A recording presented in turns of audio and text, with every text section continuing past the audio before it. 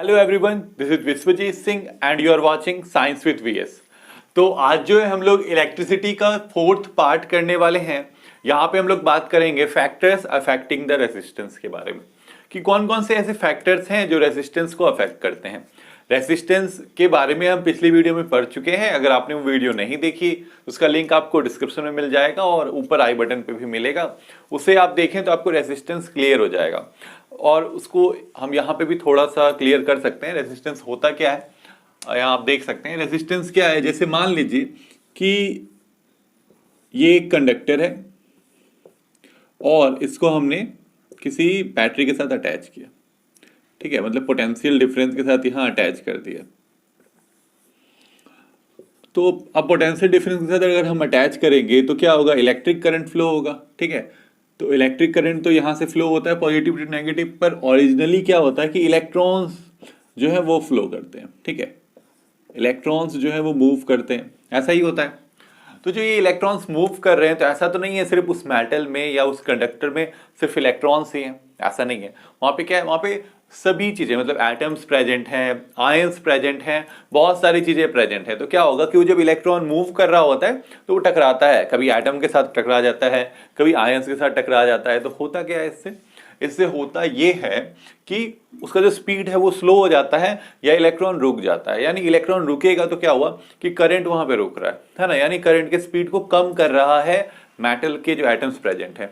और इसी property of metal को हम क्या बोलते हैं, या कंडक्टर को हम लोग रेजिस्टेंस बोलते हैं, ठीक है। आई होप क्लियर हो गया होगा। तो अब रेजिस्टेंस डिपेंड किन किन चीजों पे करता है ये हम यहाँ पे देखने वाले हैं, ठीक है। रेजिस्टेंस क्या है, रेजिस्टेंस है मतलब ऐसा प्रॉपर्टी मेटल का जो अपोज करता है इलेक्ट्रिक करंट के फ्लो को या फ्लो ऑफ इलेक्ट्रॉन्स को जो अपोज करता है, उसी को हम रेजिस्टेंस बोलते हैं।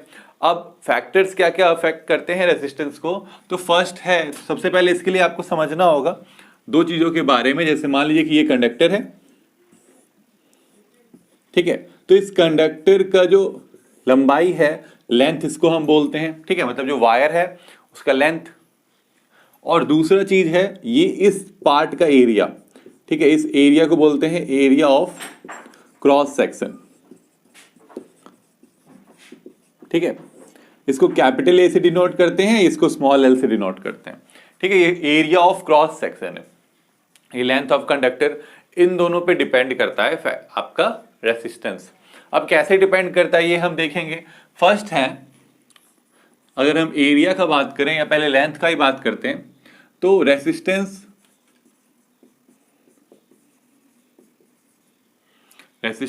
इंक्रीजेस ऑन इंक्रीजिंग लेंथ, ठीक है। अगर हम लेंथ बढ़ा रहे हैं कंडक्टर का तो क्या होगा, रेजिस्टेंस भी बढ़ जाएगा। मतलब कि जैसे मान लीजिए कि इतना सा का एक कंडक्टर है और एक छोटा सा हम कंडक्टर ले रहे हैं, छोटा सा, बस इतना सा का कंडक्टर है और ये है। तो अब क्या हुआ कि ये छोटा है, इसका लेंथ स्मॉल है, इसका बड़ा है।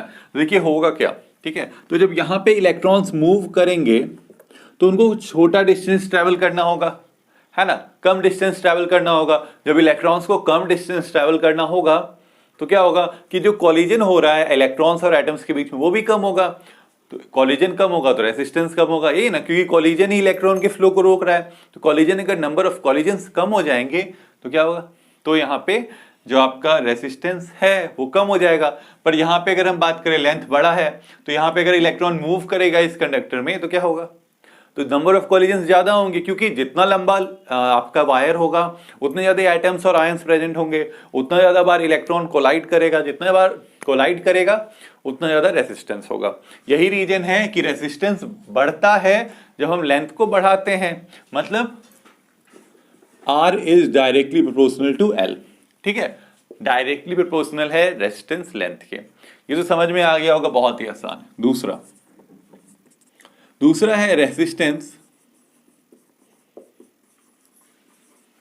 Decreases on increasing area of cross section, ठीक है। अगर हम एरिया ऑफ क्रॉस सेक्शन बढ़ाते हैं तो क्या होता है, रेजिस्टेंस घट जाता है। ऐसा क्यों होता है, तो आप इसको एक अलग तरीके से समझ सकते हैं। जैसे मान लीजिए कि कोई रोड है, ठीक है, पतला सा रोड है, पतला सा रोड है, उससे दो व्हीकल्स जा रहे हैं, तो क्या होगा कि उन दोनों के कोलिजन होने के चांसेस ज़्यादा होंगे और चलने में बहुत प्रॉब्लम होगा। उसी रोड को आपने चौड़ा कर दिया तो क्या हुआ, अब वो दो व्हीकल्स आराम से जा सकते हैं। वैसा ही कुछ यहाँ होता है कि अगर कोई पतला वायर है, ठीक है, मान लीजिए कि ऐसा पतला सा वायर है, तो यहाँ पे जो इलेक्ट्रॉन को मूव करने का स्पेस है वो कम है। स्पेस कम होने से क्या होगा, स्पेस कम होने से कोलिजन का नंबर जो है वो ज़्यादा होगा। और अगर हम चौड़ा वायर का बात करें, है ना, तो क्या होगा, इलेक्ट्रॉन्स के मूव करने का जो कह सकते हैं आप स्पेस है वो ज्यादा है यहाँ पे, है ना, ज्यादा। अगर जितना ज्यादा क्रॉस सेक्शन होगा उतना चौड़ा वायर होगा, उतना चौड़ा वायर होगा तो उतना ज्यादा स्पेस मिलेगा इलेक्ट्रॉन्स को मूव करने के लिए। जितना स्पेस इलेक्ट्रॉन को मूव करने के लिए मिलेगा उतना कम रेजिस्टेंस होगा, है ना। इसलिए क्या हो रहा है कि एरिया बढ़ाने पे कॉलिजन्स कम हो रहे हैं, कॉलिजन्स कम होंगे तो रेजिस्टेंस कम होगा। तो एरिया यहां से आपका क्या हुआ, आपको मिला कि resistance is inversely proportional to area of cross section. Resistance is directly proportional to the length, resistance is inversely proportional to the area of cross section। तो हमको यहाँ पे दो मिल चुके हैं, ये इसको ले लीजिए आप इक्वेशन 1, ये हो गया हमारा सेकंड इक्वेशन, ठीक है। अब देखिए इसके अलावा दो और फैक्टर्स हैं जिस पे रेजिस्टेंस डिपेंड करता है, पर वो हमको 10th क्लास में मतलब जो है फैक्टर्स उनको एज अ फॉर्मूला में हमको यूज नहीं करना उन फैक्टर्स को। जैसे एक है टेम्परेचर वाला, ठीक है, कि अगर हम टेम्परेचर को बढ़ाते हैं, ठीक है, तो क्या होता है, रेजिस्टेंस बढ़ जाता है। ऐसा क्यों होता है ये भी आप देख सकते हैं कि अगर आपने कंडक्टर को जोड़ा हुआ है पोटेंशियल डिफरेंस के साथ और इस कंडक्टर को जैसे मैंने जोड़ा है यहाँ पे, ठीक है, अब इसका हम टेम्परेचर बढ़ा रहे हैं कंडक्टर का, तो आपने 9th क्लास में पढ़ा होगा कि जब हम किसी भी चीज का टेम्परेचर को बढ़ाते हैं तो क्या होता है, उसमें काइनेटिक एनर्जी बढ़ता है ना। जब भी हम किसी चीज के मतलब किसी भी ऑब्जेक्ट को हीट करते हैं, गर्म करते हैं, टेम्परेचर बढ़ाते हैं तो उसका काइनेटिक एनर्जी बढ़ता है। काइनेटिक एनर्जी बढ़ता है मतलब उसके जो पार्टिकल्स हैं उनका वाइब्रेशन तेज हो जाता है ना। तो जो पार्टिकल थोड़ा बहुत वाइब्रेट कर रहा था वो ज्यादा वाइब्रेट करने लगा। अब वो ज्यादा वाइब्रेट, ऐसे देखिए जो आयंस है, एटम्स है, वो ज्यादा वाइब्रेट करने लगे। अब जो इलेक्ट्रॉन आएगा तो वहां पे कॉलिजन होने का खतरा और बढ़ जाएगा, मतलब कॉलिजन ज्यादा होंगे। जितना ज्यादा आप टेम्परेचर बढ़ाइएगा कॉलिजन उतना ज्यादा होगा, है ना। अब ऐसा नहीं कि बढ़ा के उसको लिक्विड में कर देना, नहीं, उतना भी नहीं बढ़ाना, पर जैसे जैसे आप टेम्परेचर बढ़ाइएगा क्या होगा कि कॉलिजन बढ़ते चले जाएगा। कॉलिजन बढ़ेगा तो क्या होगा, रेजिस्टेंस बढ़ेगा, क्योंकि यही तो रेजिस्टेंस है ना। उसी कॉलिजन के कारण वो अपोज कर रहा है मोशन ऑफ इलेक्ट्रॉन को, तो इसीलिए वही कॉलिजन के कारण ही रेजिस्टेंस वहां पे आता है। तो रेजिस्टेंस और कॉलिजन एक ही जैसी चीजें मान लीजिए। तो जब हम टेम्परेचर बढ़ा रहे हैं तो कॉलिजन बढ़ रहा है, कॉलिजन बढ़ने से क्या हो रहा है, रेजिस्टेंस बढ़ रहा है, ठीक है। और एक और फैक्टर है जिसपे आपका रेजिस्टेंस डिपेंड करता है, वो है नेचर ऑफ वायर, ठीक है।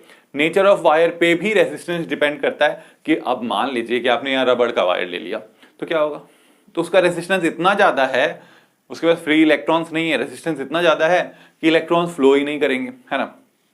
अगर आपने सिल्वर का वायर लिया तो वहाँ रेजिस्टेंस बिल्कुल कम है। अगर आपने कॉपर का लिया तो थोड़ा सा सिल्वर से ज्यादा है ना। तो नेचर ऑफ वायर पे भी रेजिस्टेंस जो है वो डिपेंड करता है, ठीक है। तो यहाँ पे नेचर ऑफ वायर पे जो रेजिस्टेंस डिपेंड करता है इसको भी हम फॉर्मूला में यूज करने वाले हैं, ठीक है। लेकिन टेम्परेचर वाला जो बात है वो फॉर्मूला में, रेजिस्टेंस के फॉर्मूला में यूज नहीं होता है। यहाँ से अगर हम रेजिस्टेंस का पहले फॉर्मूला ऑब्टेन करने की कोशिश करें तो फ्रॉम 1 and 2 आपको क्या मिल रहा है, आपको मिल रहा है कि R is proportional to L/A, है ना। L के डायरेक्टली प्रोपोर्शनल, L ऊपर है, A के इनवर्सली प्रोपोर्शनल, A नीचे है। R is proportional to L/A, ठीक है। तो ये साइन ऑफ प्रोपोर्शनैलिटी है। प्रोपोर्शनैलिटी के साइन को जब हम इक्वालिटी के साइन में चेंज करते हैं तो क्या करते हैं, वहां पे एक कांस्टेंट देते हैं, है ना, कांस्टेंट ऑफ प्रोपोर्शनैलिटी देते हैं। तो यहां से R इज इक्वल टू क्या होगा, रो L/A, ठीक है। अब यही रो जो है ये नेचर ऑफ वायर के रेजिस्टेंस को डिफाइन करता है, ठीक है। ये रो है, ठीक है, इसको रो बोलते हैं, रो प्रोनाउंस करते हैं, ठीक है। अब इस रो का ऐसे ही तो प्रोनाउंसिएशन है पर इसका नेम क्या है, इसको बोलते हैं रेसिस्टिविटी,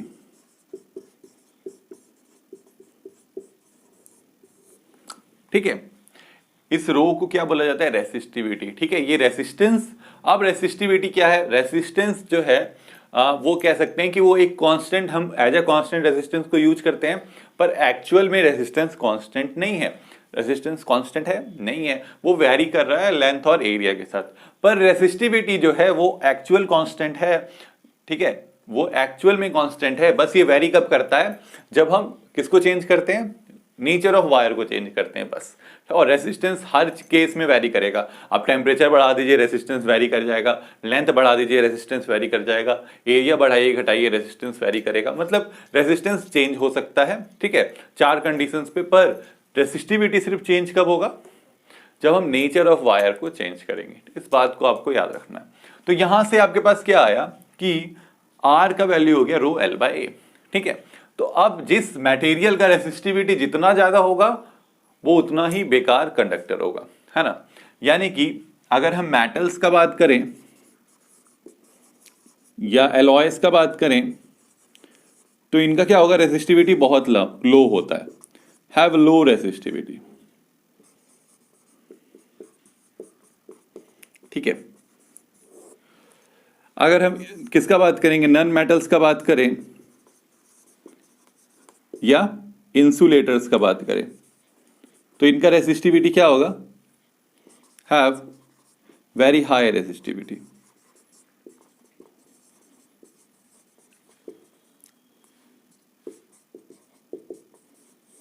इनकी रेसिस्टिविटी क्या होगी, बहुत ज्यादा हाई होगी, तो क्योंकि इसी कारण से इनसे इलेक्ट्रिसिटी कंडक्ट नहीं होता है।